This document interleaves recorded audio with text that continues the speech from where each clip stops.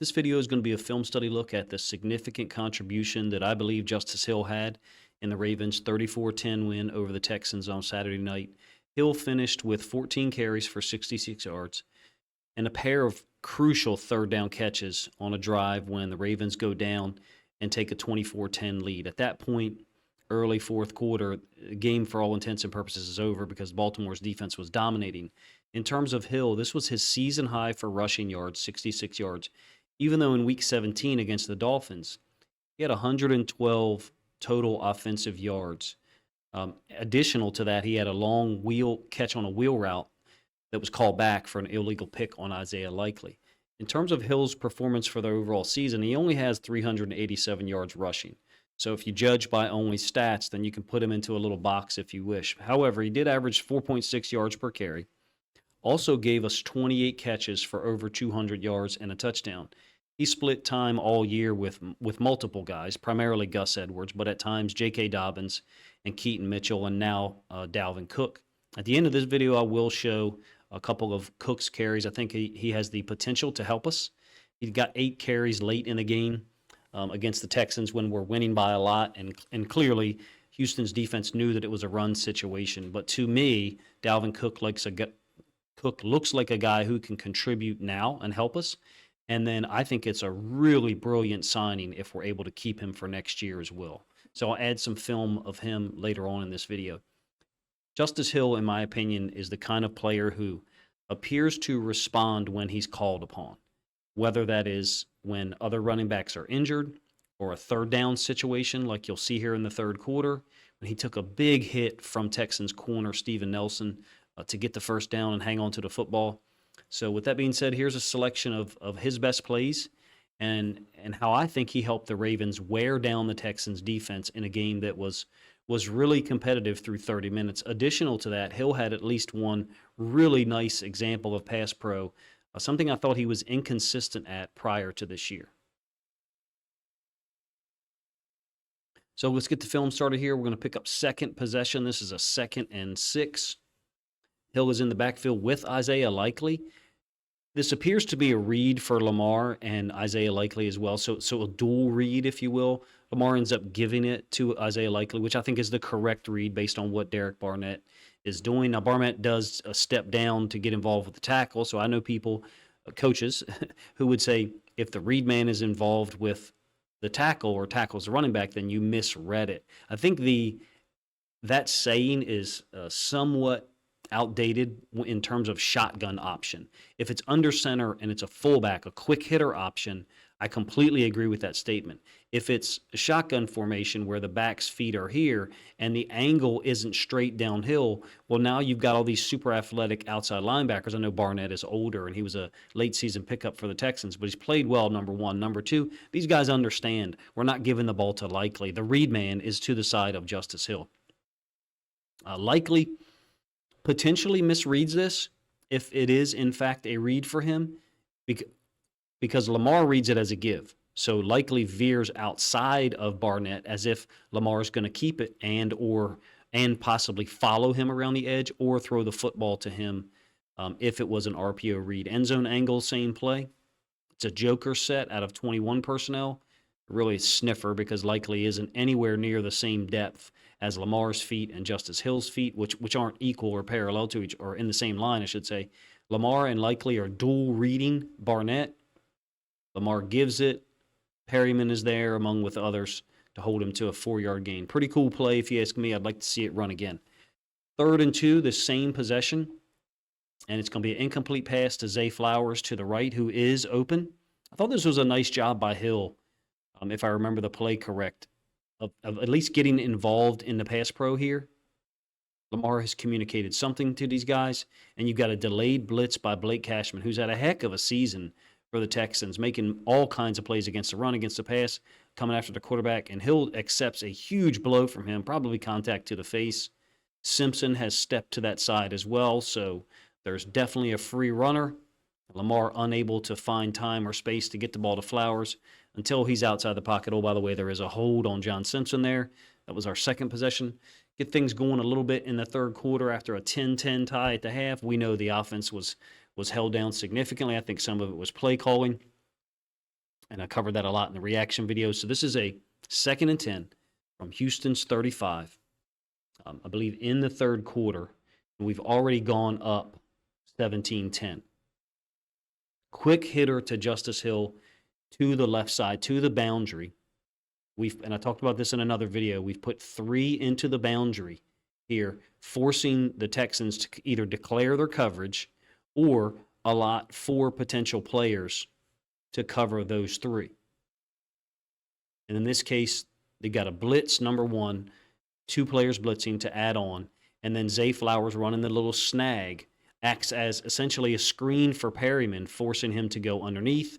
Hill's able to catch it. I'd like to see Zay kind of squat down there and actually make some contact or force the guy to run into him. But at this point, we're trying to avoid the offensive pass interference calls because of the really horrible one I thought that was called on likely against the Dolphins that I talked about earlier. So that play we all thought was a first down, but only went for 8 yards, creates this 3rd and 2. I love the short motion here, return by Justice Hill. Again, Bateman is almost acting as a shield on the second defender in from the sideline. And interestingly, it is the nickel defender. So what we have forced the Texans to do is put the nickel into the boundary where we have 2, and then up here to the top side, we've got 2 tight ends. And so the Texans have put their other 2 safeties to the field. It just created a lot of space down here to the boundary for Lamar to, again, flip this out of there extremely quick. He actually was getting rid of the ball right as Justice Hill was turning around. And Steven Nelson, great tackle. Unfortunately, got hurt on that play. It's also a great opportunity if we're able to make the guy miss for us to pick up some additional yards. I love the play, particularly that it was on 3rd down. And we utilized the running back to do so. When Lamar puts people in motion, it's often he waves them across, and there's a lot of quarterbacks that do that. There's nothing, unique to that necessarily, but look at how he does it here, the same way. Makes it look like, okay, you're going to motion across here, or you're going to come back in the backfield. Again, it's 3rd and 2, late third quarter. Nope, we snapped the ball early before Justice Hill gets there in the backfield. I don't know if we caught the Texans off guard there, but I know that it worked. It ends up being only for 3 yards, like I said, because of a nice play by Steven Nelson.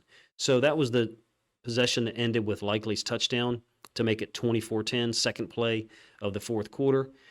We're now into the fourth quarter after our defense got a quick stop. So it's about 13 and a half minutes left, and this is where the run game really gets going on this 9th possession. And Justice Hill is a big part of that. So we end up in this trips formation, trips closed, and all year long, this has been a run formation to this side. Originally, sometimes it's under center, sometimes it's in the pistol. Occasionally, you'll have the back to the opposite side, but Monken doesn't seem to use that as much to run the football to this side. We're seriously not anywhere near as formation dependent as we were under Greg Roman in the last couple of years, but this is a tell. Now, in this case, we try to do a little bit of eye candy and dissuade the Texans from thinking that it could be run because we motion Zay across. It's still the same formation, still the same play, outside zone, to the trip side, out of trips closed, in this case pistol, and a really hard run by Justice Hill. Harbaugh mentioned this, I think, Monday, and this is what he gives you. Additionally, these guys are built for this, I think. I think we're built for it, and I'm sure you're as excited as I am to see and hear people talk about Ronnie Stanley after this game, because if he plays this well, the sky is the limit. End zone angle of the same play, the trips concept, where we're going to run into the boundary with Zay Flowers motioning across. So we're just trying to hold second-level defenders, in this case, or third-level defenders, safeties. And it's successful. Justice Hill able to stutter step, break at least one, maybe two tackles, and then he gets finished off by Grenard, who's a heck of a football player. Very next play here for us in this play set is from the 37-yard line, and it's Justice for 14. Notice the formation, same exact one that I spent a moment or two talking about. Trips closed. Ricard is the number 3 receiver. Zay is the number 2. Zay goes in motion across. It's just eye candy. From a conceptual standpoint, we're running the same exact play that we've been running all year out of trips closed. We're zoning this to the trip side. In this case, it's to the field. The last time it was to the boundary.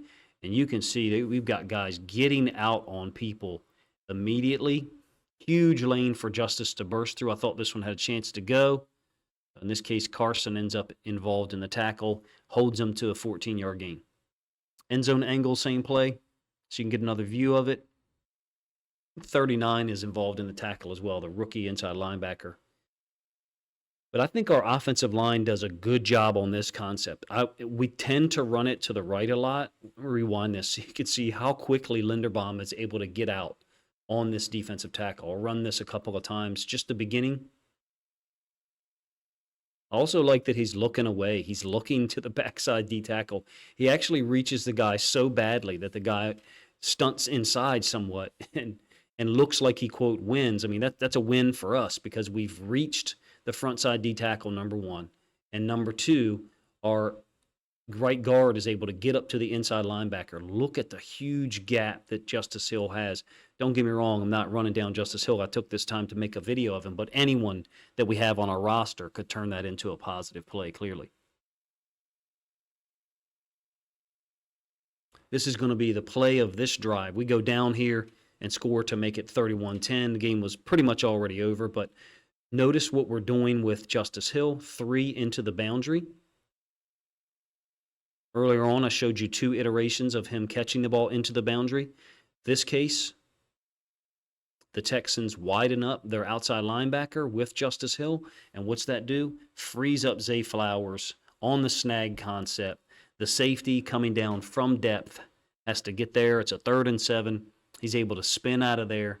One of those situations where throwing the ball underneath quick, shorter than the sticks to a guy like Zay Flowers or even Isaiah Likely is a positive thing because they can make people miss and or break tackles. In this case, Zay gets us 11 yards. Again, we turn that into a touchdown to go up 31-10 at this point. End zone angle, same play. And you'll see that once Petre communicated, Grenard stood up. So what that does is when Justice Hill switches, he communicates and he's pointing to the left side. So he's telling Grenard, you've got the back now because I'm blitzing. And they're bringing 6, and Lamar defeats it easily. Quick pass to Zay, makes someone miss. That's the game. That's the game that people want to make Lamar play so that he gets the ball out quick. Justice Hill, in my opinion, is a big assist in this concept. Attacking to the boundary, number one. Number two, getting the ball out to the running backs. Don't get me wrong, a lot of his catches are on screens or short passes, but they're effective against these blitzes, if you ask me. Counter right to Justice Hill for 5 yards. We're running it away from Ricard, some would say, but we're really pulling him at the point of attack. It's F counter. So we're supposed to get a kick out here by the left guard and Ricard wrap up. Zay Flowers is being used on motion to kind of pull defenders to that side. And Justice has pressed it outside, whereas Ricard went downhill. I'm wondering if he stayed a little bit more center here, if he's able to hit more of a downhill cut. Maybe not score, but he'd have a better opportunity a better lane to create some yards. Justice is in the backfield on this QB boot by Lamar, where he basically runs into the tunnel. Somebody in our Discord said he called game. But Justice is a part of this. He's not really doing anything to draw Texans defenders. I would say that the Chiefs will certainly be prepared for this next week. I would look for, if we're going to, short yardage situation, and granted this is a 2nd and 5, if we're going to run the power to that side, fine. We've also got the complementary play off of it, this boot that we use to great effect. I think at some point, next week's game, you'll see both of those plays perhaps, and then some type of route that develops from the far side, which we've really got 4 touchdowns on this year. It just wasn't a boot concept when we did it.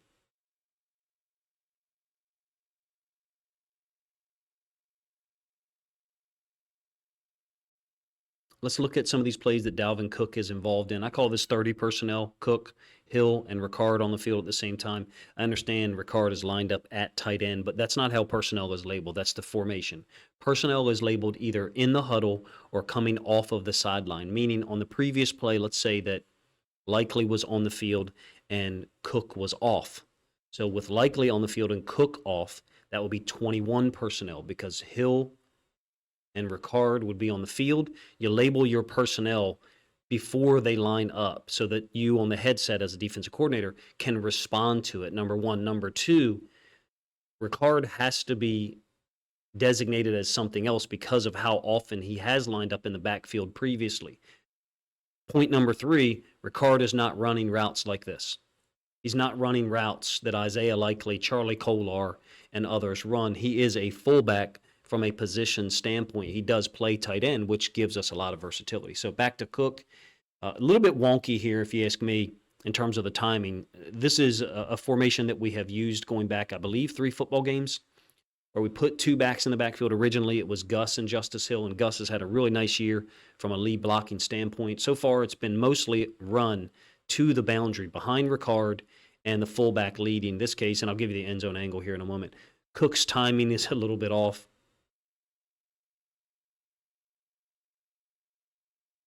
Forget who the announcer was, talked about the potential for Cook to get the ball out of this alignment or slip out into the flats if Lamar keeps it. So you would certainly be putting second-level defenders in a lot of conflict by doing so. This is a short gain for Justice Hill. That was the first time that I saw Cook on the field the other night. The second time was this, I got it as a 19-yard gain, but I think officially it's listed as 23. Right side, looks like pretty good burst to me. I love his feet, and he's one of those guys that in tight space, he seems to intuitively know when to burst, number one. Number two, also know when to gear down and try to find a lane to cut off of, and he also bursts out of his cuts. Again, I think it's not just a good signing for us for this year. I think it's a really bright signing from the standpoint of us potentially keeping him moving forward. But you got Kolar and Ricard, so we're in 21 personnel. But it's a 4-man surface to that side. Give the end zone angle so you can see it here in a moment. And our offensive line had totally worn out the Texans' front at this point. When I say 4-man surface, talking about guard, tackle, tight end Kolar, fullback / tight end Ricard. I mean, we are just decking people. That's Will Anderson hitting the ground. Cashman's getting locked up by Morgan Moses. To me, this game really reminded me a lot of the Bucs game on the road in 2022, where the run game, once it got going in the third quarter, just a dam burst on their defense, and we really wore them out. 1st and 10 from Houston's 27. We're looking at about 9 minutes left in the game. This is the same exact formation that I talked about with Justice Hill earlier in the video. Trips with Ricard. Closed on the backside, so trips closed pistol. In the terminology that I use, motion by Flowers, again, it's eye candy. We're just pulling the safety with us and creating a little bit more space over here to run this outside zone off of. Cook cuts it downhill, give you the end zone angle. Perhaps he's a little bit stutter stepping too much on this one. You'd like to see him hit it more downhill. That's fine. Only ends up gaining 4 yards. This is the drive where I showed earlier where Lamar scored on the play action boot from 8 yards out to basically close the game a second time. Look, the Ravens finished with 229 yards rushing from 4 different guys. Gus had 40. I didn't show any film of him. Lamar had 100, including some big scrambles. Justice Hill had 14 carries for 66 yards, like I said. And I think Cook added 23 overall, somewhere around in there. I'm not sure that math adds up. In my opinion, Justice Hill and Dalvin Cook are both guys who can help us right now and both guys who can help us next year.